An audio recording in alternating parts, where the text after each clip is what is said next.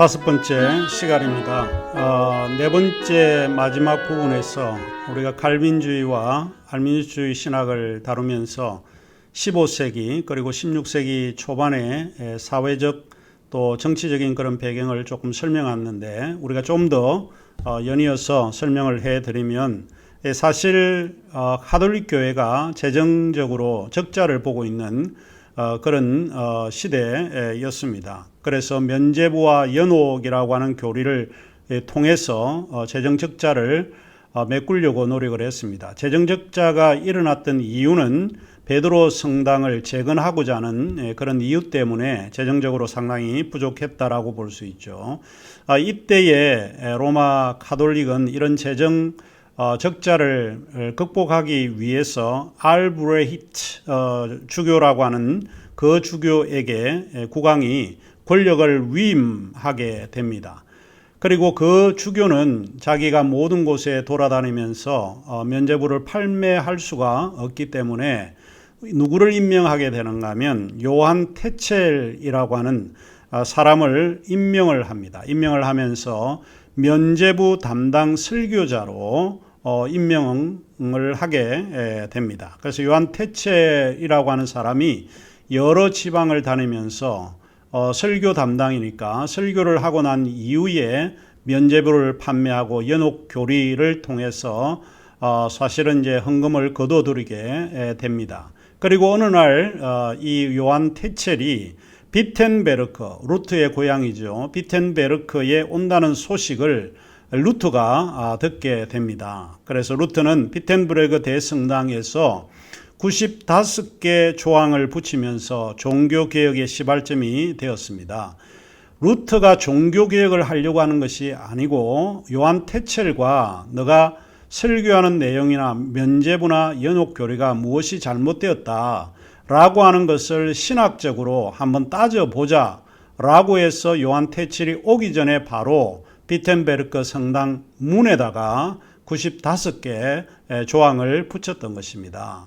여러분이 알다시피 루트가 이런 종교개혁을 하고자 하는 의지를 가지고 시작했다라고 보는 것은 아닙니다. 우리가 어느 누구가 자기도 모르게 뒤에서 밀어가지고 앞으로 나간 그런 류의 격이 아마 루터였을 거라고 생각을 합니다. 이제 그런 의미에서 이 요한 테첼이 했던 설교 같은 것이 종종 기독교 교회사의 글 속에 나와 있는데, 은 한 입을 소위 연복계에 던지면 땡그랑 하는 순간에 우리의 부모님의 그 연옥에 있던 그 부모님이 천국으로 간다라고 이야기를 합니다. 그러니까 쉽게 말하면 부모님의 효도심을 부추겨서 헌금을 거두어 드리는 그런 방식이다라고 봅니다. 어느 자녀들이든 자기의 부모가 천국에 못 가서 연옥의 상태에 있다라고 할 때 얼마나 마음이 안타깝겠습니까? 돈은 있는데. 그래서 그 돈을 통해서 사실은 이제 천국에 가도록 하게 요한 테첼이 설교를 통해서 그렇게 만들었다라고 볼 수 있습니다. 이 시기에 우리가 하나 더 덧붙여서 이야기를 하자면, 그것은 고해성사 교리에 대해서 강조가 많이 있었습니다. 고해성사라고 하는 것은 우리가 앞 시간에서 잠시 이야기를 했지만은 단순히 개인적인 참여나 용서의 과정을 넘어서 정치적인 의미를 가지고 있었다고 봅니다. 이는 개인들의 사생활을 알고 있는 신부들이 정보 공유의 힘을 이용해서 권력에 활용할 수 있었기 때문이 아니었을까 생각을 합니다. 그래서 이 가톨릭은 이런 힘을 분산시키지 않고 하나로 모으는데 이런 정보 공유의 힘을 이용하지 않았을까. 내 개인적으로 이제 그런 생각을 한번 해보게 됩니다. 예를 들면 교회 안에서 좀 오래 다니는 이 굉장히 훌륭한 그런 장로들이나 이런 사람들이 고해성사를 하지 않았겠습니까? 그래서 개인적인 어떤 사적인 비밀을 다 알고 있는데 문제를 일으키게 되면 내가 다 알아 라고 이야기를 하면 이거 침묵시키는 유일한 수단이 되지 않을까, 그런 생각을 해보게 됩니다.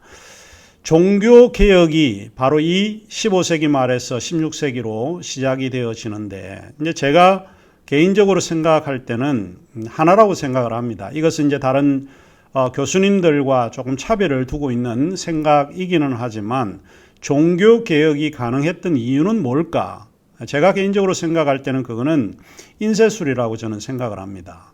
막연하게 인쇄술이 발달된 거 그것만이 아니라고 생각을 합니다. 인쇄술은 뭐와 연관이 되어 있는가 하면 문자입니다. 글입니다. 글이 결국에는 종교개혁의 가능성을 엿볼 수 있었다. 이렇게 생각을 합니다. 인쇄술의 발명 그러면 요하네스 우리 구텐베르크를 생각할 겁니다. 구텐베르크는 약 1440년 15세기죠.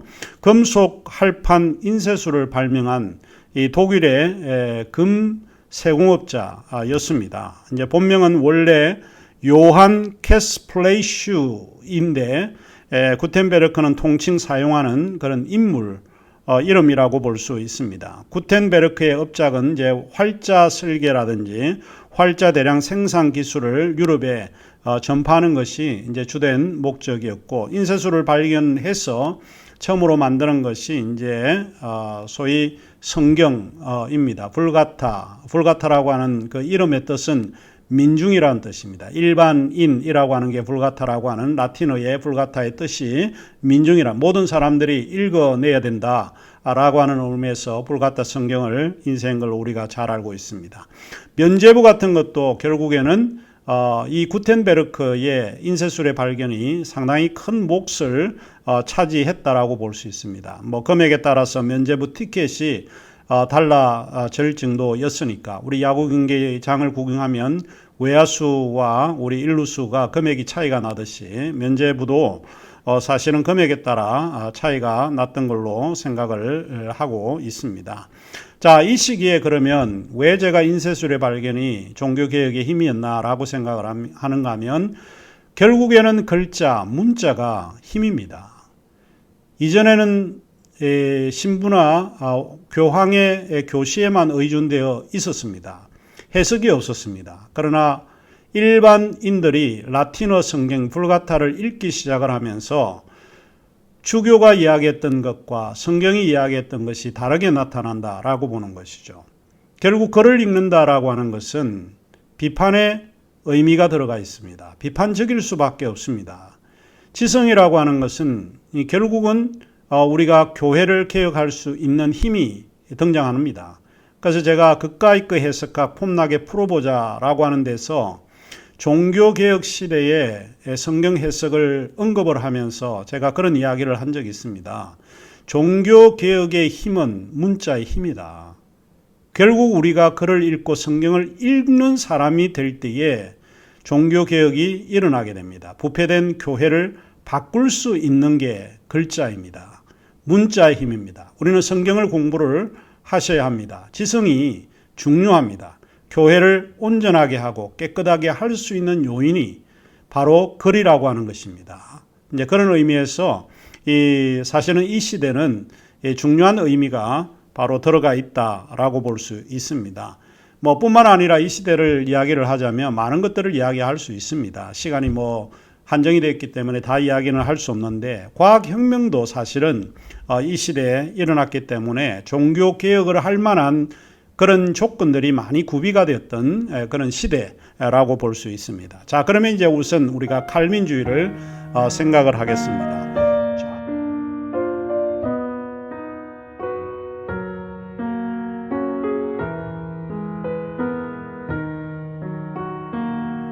그러면 잔 칼빈을 떠올리면 여러분은 무엇이 생각이 나십니까?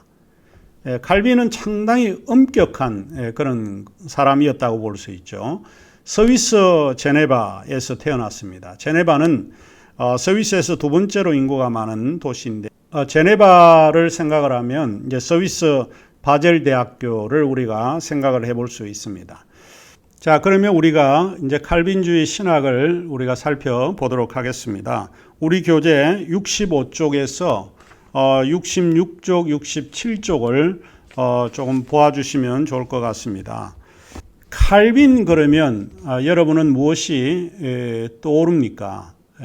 저는 이제 칼빈을 생각하면 하나님을 사랑을 했는데 너무 사랑한 사람이 아닌가, 이런 생각을 해보게 됩니다. 그래서 66쪽에 칼빈을 평가를 하면서 제가 그런 글을 썼습니다.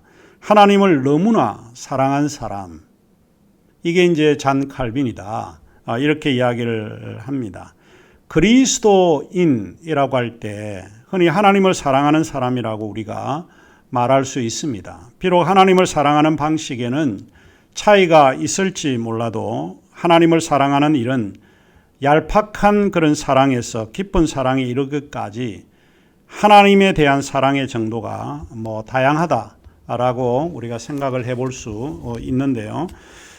잔 칼빈은 아마도 그 시대에 가장 하나님을 사랑했고 그분을 이야기하는 것을 주저하지 않았을 뿐만 아니고 이 그분에 대한 이야기라면 자신의 목숨이라도 바칠 각오로 하나님께 헌신하고 살았던 인물이 바로 잔 칼빈입니다. 그래서 칼빈에 대한 인용이 67쪽 중간 부분에 제가 언급을 해 두었습니다. 잔 칼빈은 원래 성격이 천성이 타고난 수줍음과 소심함을 지녔다라고 그에 대한 학자들이 평을 하고 있습니다. 아마 이런 이유인지는 모르지만 칼빈의 성품이 루트나 츠빙글리에 비해서 그다지 매력적인 그런 모습은 아니었다라고 생각을 합니다. 그에겐 유머나 재치 같은 것을 사실 우리가 찾아볼 수가 없었고 그럼에도 불구하고 그는 매우 엄격하고 철저한 삶의 그런 태도로 어떠한 일에도 타협을 몰랐던 그런 강인한 인물이었다라고 볼 수 있습니다. 그의 엄격한 그 같은 성격이 마치 스토아주의적인 그런 신앙 분위기를 자아내는 외형적인 모습이 아니었을까라고 추측해 봅니다. 그런 것과 동시대의 교회 모습을 이전과는 완전히 다른 이미지로 바꾸어 놓는 데는 큰 공헌을 했던 인물이 칼빈입니다. 칼빈에 대해서 많이 알고 있기 때문에 제가 한 가지만 여러분에게 칼빈 인물에 대해서 좀 이야기를 하고 있습니다. 칼빈을 이야기를 하면 그의 어머니에 대한 이야기가 전혀 없습니다. 어느 책을 봐도 어머니에 대한 이야기는 한 문장으로 정리를 해버리고 맙니다. 우리의 어머님은 신앙심이 깊은 분이었어 라고 하는 한마디 외에는 그의 글 속에는 어머니에 대한 이야기가 언급되어 있지 않습니다.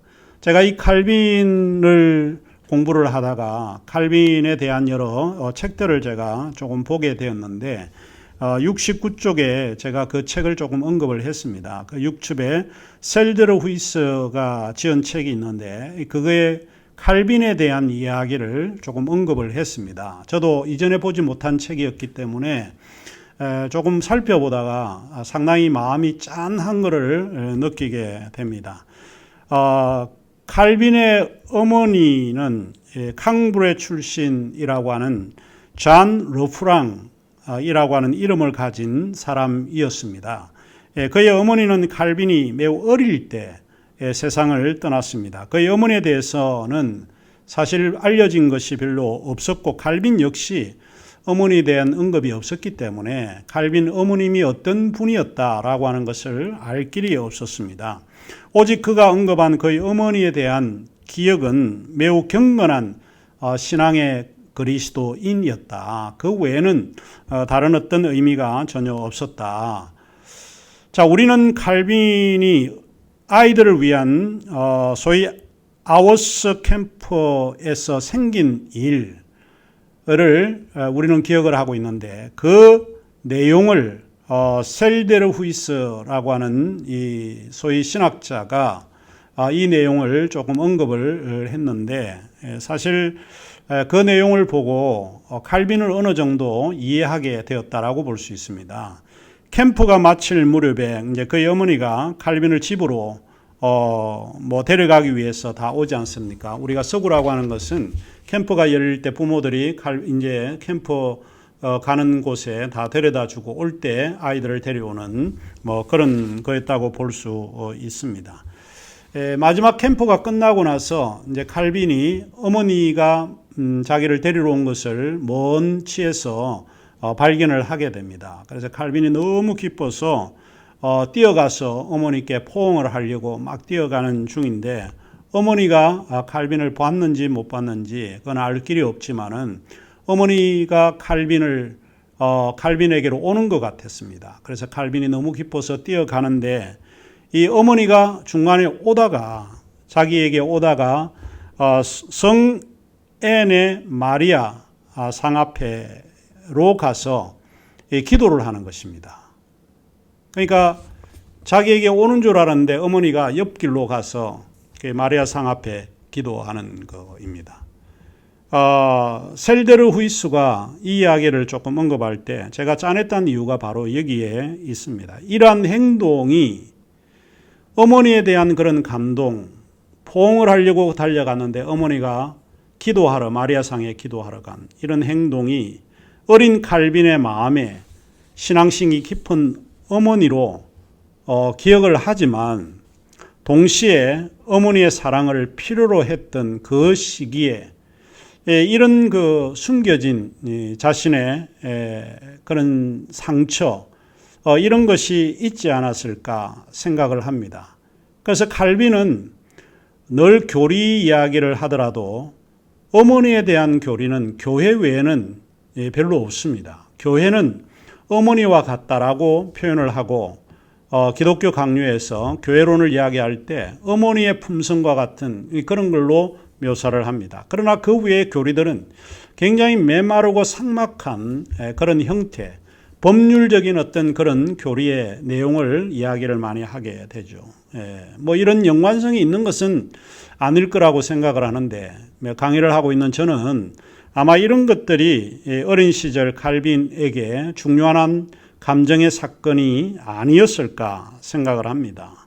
그러면서 그가 셀드르 후이스가 인용하는 글을 보면 그런 이야기를 합니다. 그것이 우리의 마음을 짠하게 하는데 교재 제가 언급을 했습니다. 69쪽에 언급을 했는데 그는 이렇게 기록을 합니다. 어머니와의 최초의 입맞춤은 1515년에 죽은 어머니의 시체였다. 서구의 장례식을 떠올리면 오픈 캐스트니까 그 안에 시체를 묻고 열어져 있단 말이죠. 관을 이렇게 닫지 않고 열려진 관에서 많은 사람들이 가족들이 입맞추면서 마지막 작별 인사를 하는데 이때 칼빈이 바로 이 이야기입니다. 어머니와의 최초의 입맞춤은 바로 죽은 어머니의 시체였다. 자, 그래서 이게 어쩌면 그다지 정감이 넘치거나 서로를 감싸고 포근한 분위기는 아니었을 것 같은데 그래서 그가 이런 고백을 하는 거 보면 어머니에 대한 사랑이 얼마나 많았을까 이런 생각을 해보게 됩니다. 우리가 알듯이 그의 아버지는 어머니가 돌아간 후에 재혼했고 또 재정적인 그런 부정에 연루된 것뿐만이 아니고 이단의 혐의를 받아서 교회에서 그의 아버지가 파문을 당하기도 했습니다. 이런 사실을 미루어 짐작해 보면 칼빈에게 가정이라고 하는 것은 오손도손하고 정감이 넘치는 곳은 아마 아니지 않았을까 생각을 합니다. 그리고 그의 형제들도 6이나 있었는데 모두가 어렵게 살았고 또 죽었고 또 뭐 나머지 둘은 성직자 교육을 받기는 했지만 교회 안의 부정으로 인해서 어려운 그런 처지에 처하게 되기도 했던 것 같습니다. 아무튼 이제 칼빈은 나중에 이제 회심을 한 후에 우리 교재 71쪽에 제가 조금 언급을 했습니다. 회심을 한 후에 1536년 제네바에서 장로들과 의회에 의해서 만장일치로 목사와 신학교사로 선출되는 행운을 얻게 되죠. 교회 회중에 의한 이러한 선출 방식은 초대교회 방식으로 매우 중요합니다. 그래서 칼빈은 파리에서 학교를 다녔고 당시 유행하던 교회 프랑스 인문주의자들의 모임에 참석을 해서 학식을 삭기도 했습니다. 매우 아주 뛰어난 그런 인물이라고 볼 수 있습니다. 뭐 우리가 알듯이 칼빈은 매우 영특한 그런 인물입니다. 칼빈은 그의 나이 26 나이에 기독교 강요 첫 판의 초안을 작성을 했습니다. 그 이듬해 책으로 출판이 되었고, 이 책은 르네상스 군주였던 프랑스 왕 프란시스 1세에 헌정되었습니다. 프란시스는 21살에 왕이 되었는데 그 왕은 키가 180cm가 넘었다고 알려져 있고요. 학문의 발전에 힘을 썼고 화려한 의상을 좋아했고 뿐만 아니고 여성 편력이 심했다고 이야기를 합니다. 이 강요라고 할 때 인스티튜티오라고 하는 말인데 교육이나 가르침을 뜻합니다. 그래서 기독교의 가르침, 기독교의 교육이다라고 하는 이런 내용을 가지고 그런 글을 썼습니다. 다시 6번째 시간에서는 시간이 많이 지나도 좀 하나 언급하고자 하는 사람이 있습니다. 그것은 우리 교과서에는 제가 언급을 하지는 않았는데 칼빈과 세르베투스라고 하는 역사의 그 관계가 중요한데 다른 데서는 여러분이 들을 수 없는 이야기이기 때문에 6번째 시간에는 그 이야기를 좀 해드리도록 그렇게 하겠습니다. 자, 그러면 이제 우리가 5번째 시간은 여기서 마치도록 하겠습니다.